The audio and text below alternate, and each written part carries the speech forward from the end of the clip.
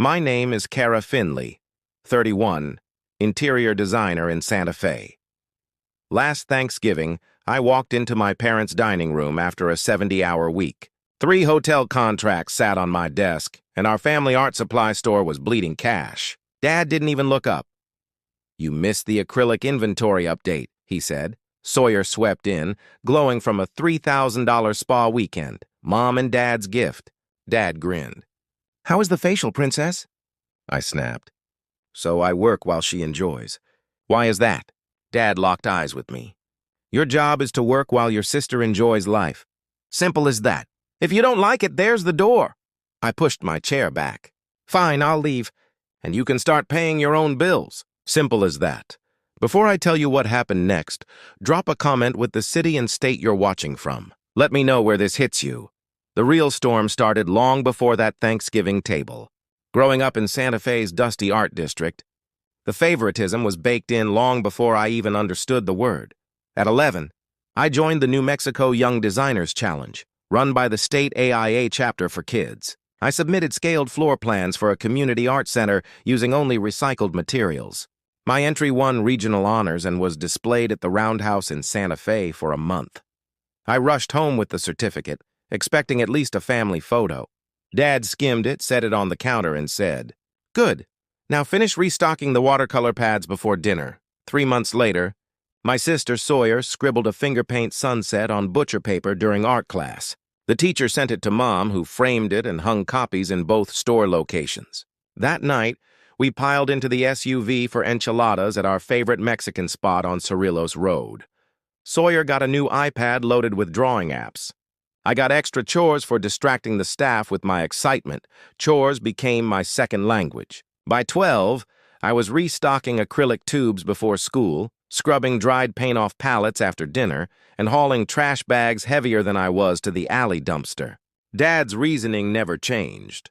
Sawyer was busy with her art.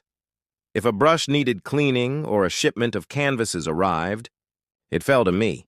I learned to balance a ladder while touching up the store's exterior mural, skills no kid should need.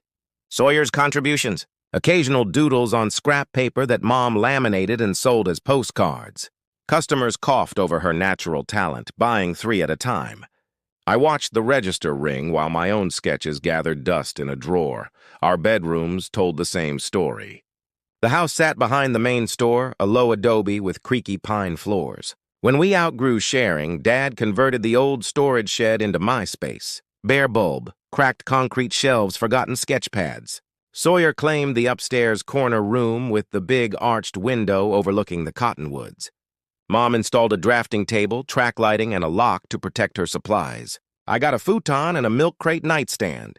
Weekends meant more hours at the register. By 14, I was running the weekend cashier shift alone, counting change, wrapping fragile brushes, answering endless questions about oil versus watercolor.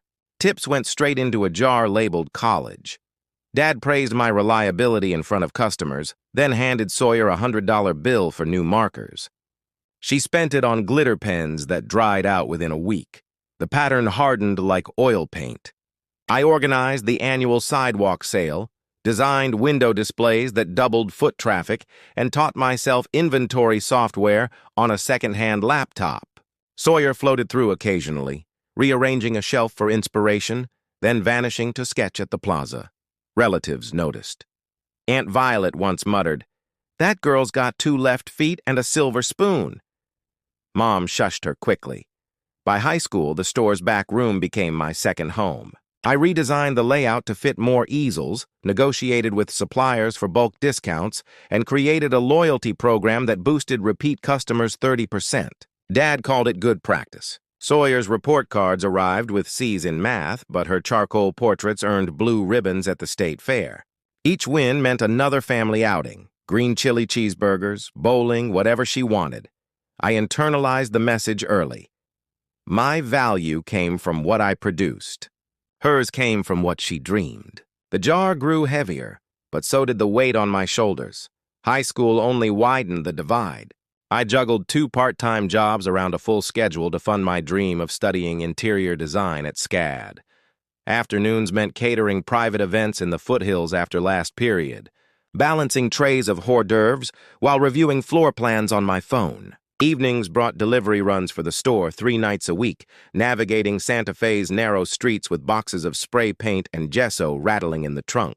Every dollar earned went toward application fees, portfolio prints, and acceptance letters I hoped would change everything. Sawyer, meanwhile, coasted through classes with minimal effort. Her junior year, Mom and Dad announced a surprise, a full year studying painting in Florence, Italy. All expenses covered, plus a shiny red Vespa. They framed it as essential for her artistic growth. I calculated the cost in my head: tuition, housing, flight, scooter insurance. My own SCAD deposit required another summer of double shifts. The pop-up gallery came next. Sawyer returned from Europe buzzing with ideas for a temporary exhibition space downtown. Dad saw potential where I saw risk. They remortgaged the house to secure a 6-month lease on a prime Canyon Road spot, complete with custom lighting and imported display cases. Opening night drew crowds, sipping wine and praising Sawyer's abstract oils. Sales trickled, then stopped entirely. Suppliers demanded payment. After 6 months, the doors closed with $20,000 in losses. Dad shrugged it off as a learning curve. I discovered the remortgage paperwork while organizing files for tax season. The new monthly payment had jumped $800. Mom explained they needed the equity to give Sawyer a real shot. My student loans loomed at $30,000, interest accruing faster than I could pay. Still, I started wiring $1,800 home each month from my freelance gigs, helping cover the increased mortgage while chipping away at my own debt. College acceptances arrived during senior year. SCAD offered a partial scholarship, but the gap remained massive. I worked graduation weekend serving cake at a classmate's party instead of attending mine. Dad sent a text. "Proud of you for being responsible." Sawyer posted photos from a post-graduation trip to TA, captioned with paintbrush emojis. At SCAD, I lived in a cramped dorm, sketching until dawn, interning at local firms for credit. Sawyer enrolled in community college back home, dropping most classes after the first withdrawal deadline. Mom called it exploring options. The store's profits dipped as online competitors undercut prices, but Dad kept funneling money into Sawyer's latest scheme, a line of hand-painted scarves that never made it past prototypes. My senior thesis earned top honors. A sustainable gallery redesign using reclaimed materials from abandoned Adobe buildings. Professors connected me with Atlanta firms. I graduated with honors, $45,000 in total debt, and a job offer starting at $52,000 a year. Sawyer celebrated my commencement by announcing her engagement to a photographer she met at a workshop. Mom immediately offered to host the party at the store. After hours, the monthly transfers continued. I rationalized it as investing in family stability, even as my own savings account stayed empty. Dad's emails grew shorter, always ending with updates on Sawyer's wedding plans. I designed the invitation suite for free, sourcing paper from our overstock. The ceremony cost $15,000 charged to the business account I helped balance. Fast forward to last Thanksgiving, and the resentment had calcified. I had pulled an all-nighter redesigning the main showroom for the holiday rush. New modular displays for premium oil sets, LED strips highlighting limited edition pastels, and a traffic flow that could handle Black Friday crowds without bottlenecking the register. On top of that, I finalized 3 hotel renderings for a client in Albuquerque, concepts blending Southwestern textiles with modern minimalism. Each revision emailed at 2:30 a.m. By the time I showered and drove to my parents' house, exhaustion sat heavy behind my eyes, but the turkey smelled promising. Dad met me at the door, carrying a platter of deviled eggs. "You're late. The new acrylic shipment came in yesterday. Still no inventory update." His tone carried the same edge it always did when the store took priority over everything else.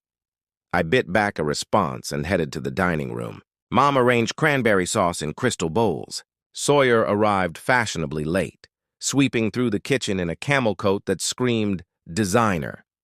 She dropped a glossy shopping bag on the counter and pulled out a Hermes Kelly bag in pristine white leather. "Look what Mom and Dad surprised me with after my Sedona spa weekend," she announced, holding it up like a trophy. The spa had been $3,000. Massages, facials, yoga overlooking Red Rocks, all charged to the family credit card. Mom beamed. Your sister needed a proper reward after closing that big influencer deal. Sawyer's deal? A sponsored post for a local crystal shop that barely covered her gas. I set down the green bean casserole and felt the words rise before I could stop them. Let me get this straight, I said, voice steady despite the pulse in my temples. I redesigned the entire showroom, managed supplier delays, and closed six-figure hotel contracts while Sawyer gets a luxury bag and a spa retreat for posting pictures? D.